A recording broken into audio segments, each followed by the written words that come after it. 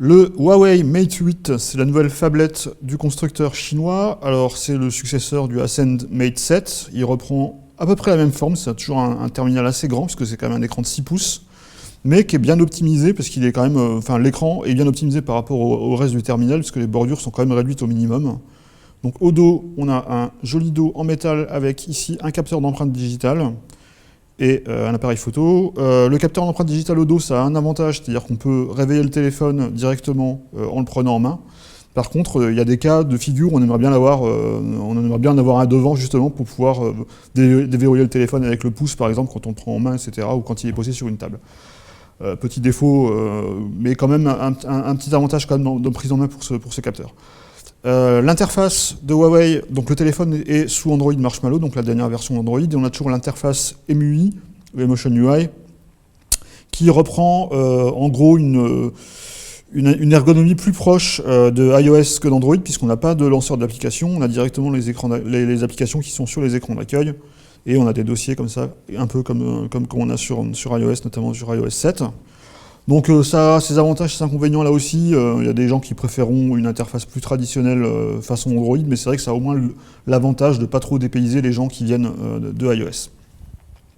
Donc on a à l'intérieur du téléphone une puce Kirin 950 qui offre des performances assez étonnantes, parce qu'en fait jusqu'à maintenant les processeurs iSilicon, donc la division semi-conducteur de Huawei, nous avait un petit peu déçus sur les performances 3D, notamment sur les jeux.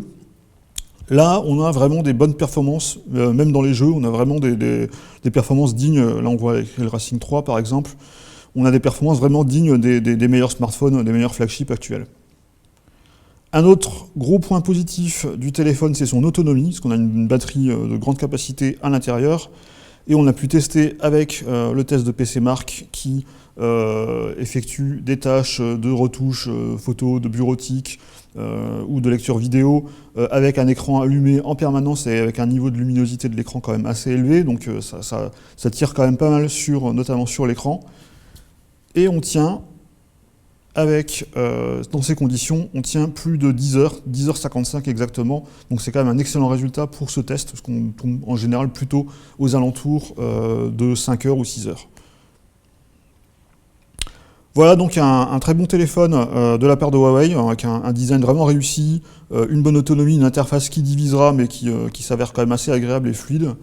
Et un petit bonus d'ailleurs, parce qu'on a également dans la boîte, en tout cas dans notre exemplaire, je ne sais pas ce qui en sera vraiment des exemplaires vendus dans le commerce, on avait la petite coque au dos de l'appareil et un film de protection directement apposé sur l'écran, donc un téléphone déjà plus ou moins protégé.